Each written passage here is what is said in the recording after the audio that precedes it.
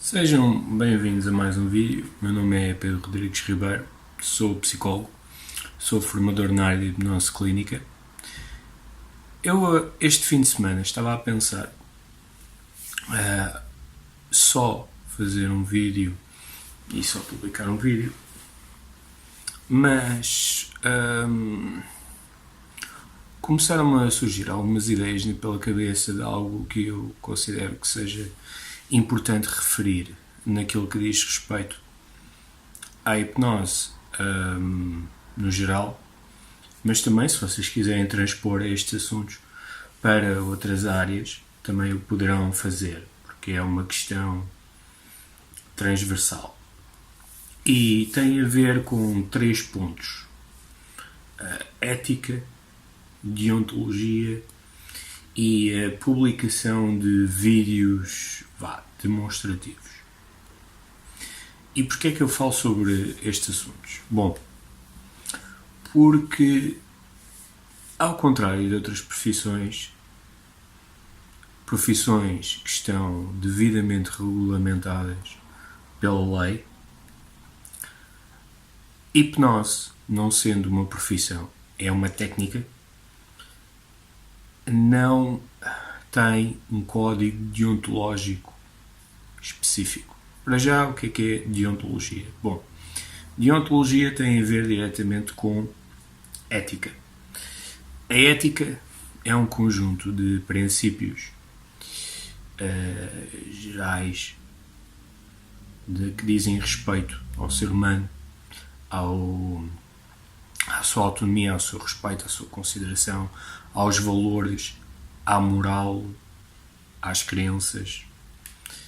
É um tema filosófico, não deixa de ser filosófico, de como um homem se posiciona no mundo, com ele próprio, na sociedade, e que regras ou de que forma é que ele se deve reger, já que nós vivemos com o outro, não vivemos só connosco próprios, também vivemos com o outro. Princípios como o respeito, como a autonomia, como a beneficência são princípios importantes a se ter, princípios éticos. A deontologia, na sua explicação mais simplista, é a adaptação dos princípios éticos a profissões. Por exemplo, os médicos, os advogados, os psicólogos possuem códigos deontológicos que fazem com que a profissão seja regida por princípios. Claro que depois vocês poderão dizer: mas isso não é obrigatório, ou seja, a pessoa pode respeitar isso quando pode não respeitar. Não é uma coisa de pedra e cal, sem dúvida. E atualmente, todas as semanas, todos os meses, a Ordem dos Psicólogos, o seu Conselho Jurisdicional, que é um órgão autónomo dentro da Ordem dos Psicólogos, que analisa questões ligadas às práticas dos psicólogos, especialmente às más práticas, estão fartos de receberem queixas de profissionais. E essas queixas têm como fundamentação o incumprimento do código deontológico das boas práticas que a Ordem dos Psicólogos decreta para os seus membros. Lá está. Isso não significa que a pessoa vá necessariamente ter uma postura ética, mas significa que, se houver algum incumprimento, existem mecanismos, formas de se lidar com o assunto, processos devidamente estruturados e regulamentados. E estes códigos deontológicos, especialmente naquilo que diz respeito aos psicólogos, abrangem uma série de áreas, inclusive na sua atuação em termos de técnicas. De práticas, de nós agirmos com modelos fundamentados pela investigação científica, portanto, devidamente acreditados, e aí, julgo eu, ou melhor, tenho a certeza, e muitos profissionais poderão concordar comigo, hipnose é algo que pode muito bem estar dentro desse grupo de metodologias devidamente investigadas e acreditadas para a intervenção em determinadas áreas e como elemento coadjuvante de modelos de psicoterapia. E, portanto, quando um psicólogo, quando um médico, quando um enfermeiro pratica ou faz uso de hipnose, a utilização de hipnose vai estar subjacente aos códigos de intervenção deontológicos de cada profissão. E, portanto, as normas pelas quais a pessoa se rege de promover o bem-estar psicológico e físico da pessoa que nos procura, o princípio da beneficência e não da maleficência, ou seja, o nosso objetivo é fazer o bem para a pessoa e não o mal, princípio da autonomia e todos uns outros princípios ou valores cujos códigos deontológicos estejam subjacentes. Todos esses profissionais devem realizar hipnose juntamente com outras técnicas que estão dentro das intervenções éticas e deontológicas. Portanto, nesse sentido, há uma salvaguarda ou uma maior salvaguarda da atuação desses profissionais. O que torna mais difícil depois de avaliar são todas aquelas profissões que não estão inseridas em ordens ou associações devidamente certificadas, acreditadas e que não possuem um código de atuação. A partir daí, o bom senso diria que as boas práticas devem vir da própria pessoa, das suas crenças, dos seus valores, da sua moral. Mas nós sabemos que nos tempos que correm, infelizmente, existem muitas pessoas que se aproveitam do sofrimento alheio para atingir os seus próprios fins, quer sejam eles financeiros, quer sejam eles de reconhecimento social, de status, e que fazem o mau uso destas técnicas, destas áreas, que, por sua vez, também depois se reproduz na imagem que elas próprias têm para o exterior e, sobretudo, também para a comunidade científica em particular. E estas pessoas existem, fazem este tipo de atuação, até porque, para o contexto exterior, hipnose representa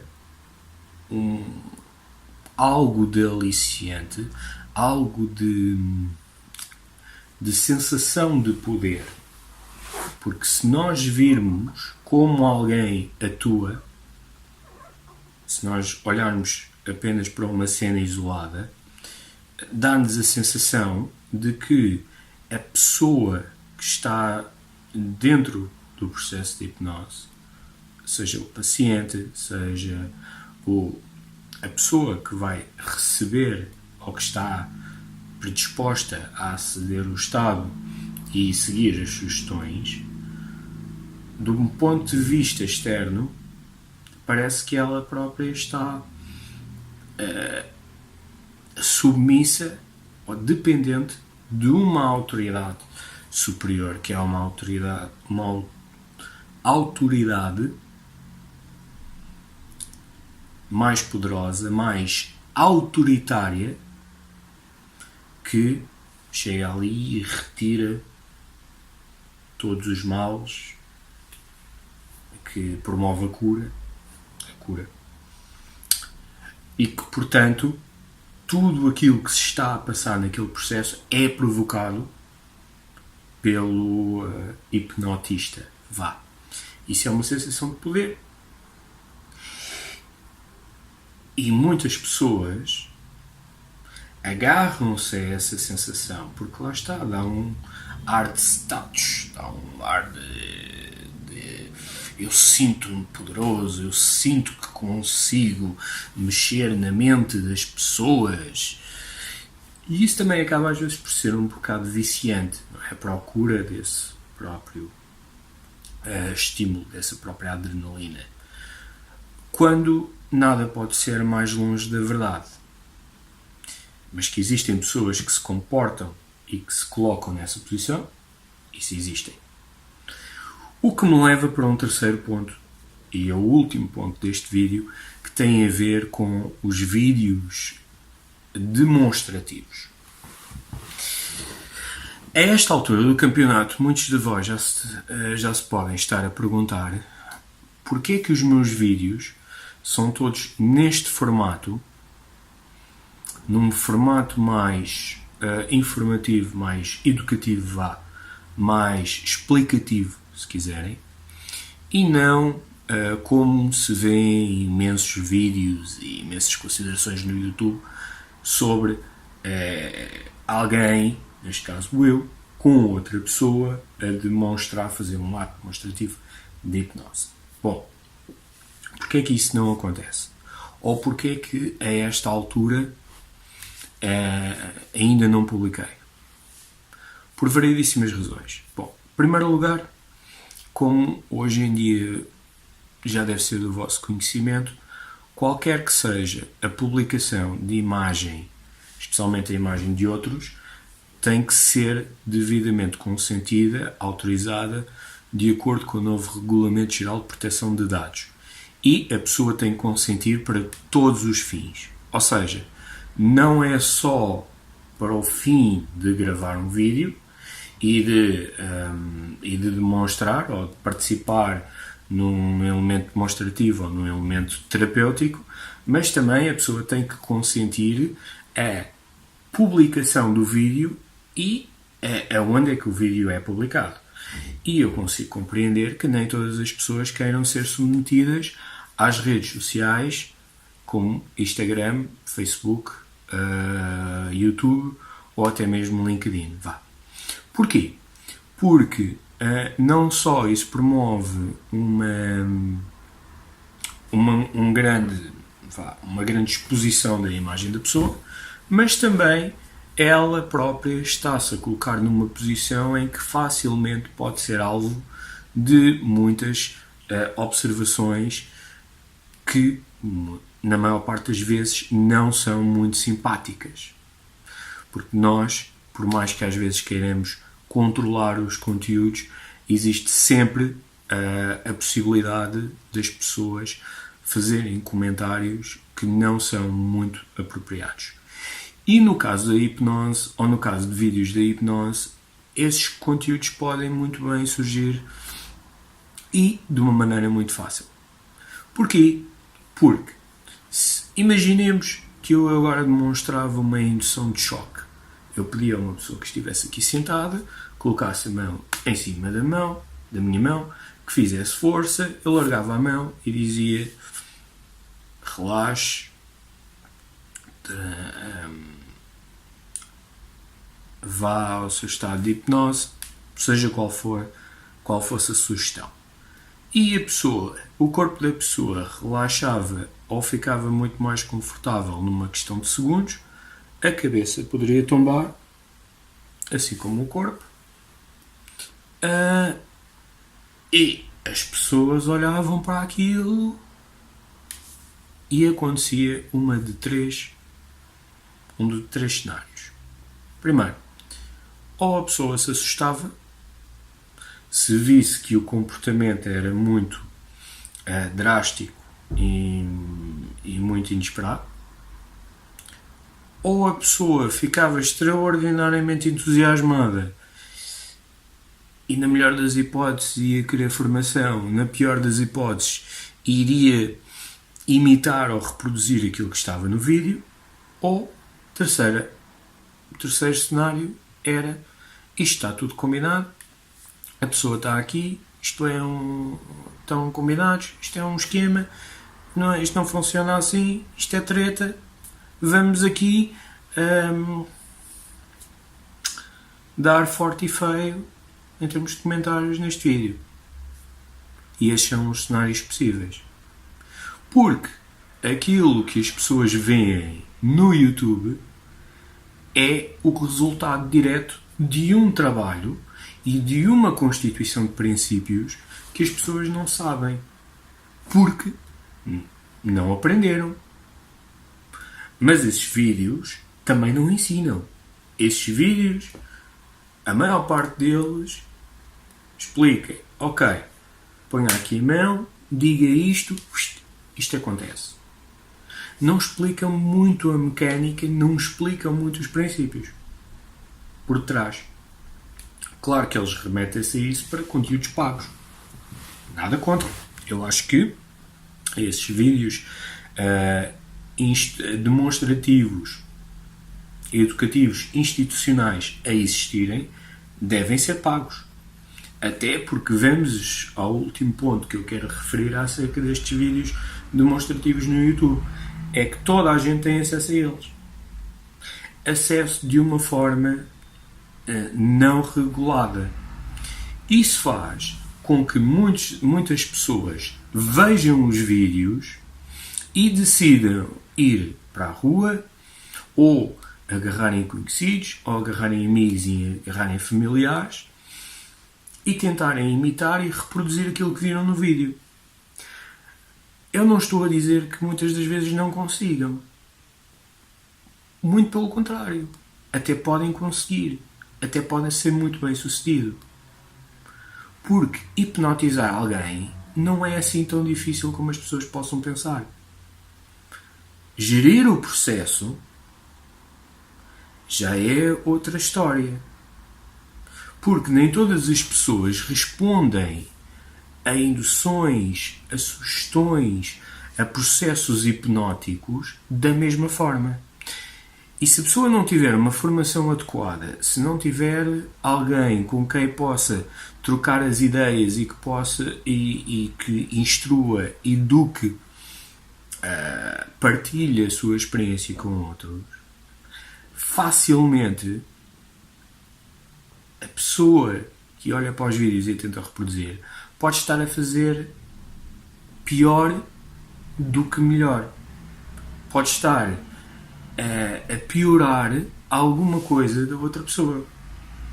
Porque hipnose, tal como outras técnicas, pela sua natureza é neutra, a forma como ela é utilizada pelo operador ou pelo terapeuta é que vai fazer toda a diferença. E isto, os vídeos demonstrativos, os vídeos livres demonstrativos no YouTube, não mostram. Muito pelo contrário, só mostram o resultado. Já para não falar de que metade desses conteúdos são de hipnose de palco ou hipnose de rua, que têm as suas próprias particularidades e que não representam, a meu ver, não representam da melhor forma a utilização da hipnose no contexto terapêutico, no contexto médico, no contexto desportivo, no contexto educativo e assim por diante. Portanto, não são os melhores veículos. E essa essas são as principais razões pelas quais eu não coloco vídeos demonstrativos. Prefiro vídeos um pouco mais longos e a falar sobre determinados conteúdos, sob o risco de, obviamente, as pessoas não verem os vídeos todos do princípio até ao fim, mas que se lixe, do que estar a colocar uma data de vídeos em que eu demonstro induções e depois não explico, ou posso explicar, mas aí estaria a perder uma componente formativa, e depois há o risco das pessoas tentarem reproduzir, e sejam eles bem-sucedidos ou não, depois é o nome do outro que está em jogo, não é? Que a pessoa que vai reproduzir vai dizer: mas eu vi um vídeo de um tipo que é psicólogo chamado Pedro Ribeiro que coloca esses conteúdos porque ele disse isto, e depois também é o nome do profissional que está em jogo. Já para não falar de que, para além dos aspectos do Regulamento Geral de Proteção de Dados, também temos aspectos deontológicos e éticos que devem ser vistos, né, tendo em conta que eu sou um profissional de saúde mental e estou abrangido por um código deontológico. Portanto, para concluir este vídeo, eu gostaria que vocês olhassem na vossa escolha não só para todos os aspectos, incluindo dinheiro, incluindo tempo, incluindo modelos, incluindo práticas, na escolha na vossa escolha para obterem ajuda, mas também para um aspecto muito importante, que são os valores, que são as crenças, que são os princípios pela qual a pessoa se rege, e, se possível, né, escolherem um profissional que, pela sua natureza, já esteja abrangido por um código deontológico de atuação de uma ordem ou de uma associação devidamente acreditada. Eu sei que isso não resolve 100% a solução, mas pelo menos previne e dá-vos muito mais segurança e também meios para agirem caso vocês sintam que não estão devidamente satisfeitos ou que os princípios foram quebrados. Porque muitas das vezes as pessoas aparecem-vos à frente com enormes slogans, trabalhos de Photoshop, posições de braços cruzados, aquela posição de sou muito bom, muito master, eu domino isto tudo, e conteúdos muito aliciantes, mas depois a sua própria atuação, para além de não ser genuína, não é ética, não é deontológica. E aí quem sai mais prejudicado a todos os níveis, quer seja económicos, quer seja de saúde, quer seja até mesmo físicos e psicológicos, são vocês, não é a pessoa, porque antes de vocês poderem ver que ela não é ética na sua atuação, já lhe deram dinheiro. E, portanto, essa pessoa, de qualquer das formas, já ficou a ganhar. E pronto, eu sei que isto foi um vídeo extra, mas eu não poderia deixar de transmitir estas pequenas reflexões. Portanto, um bom fim de semana para vós, fiquem bem e até à próxima.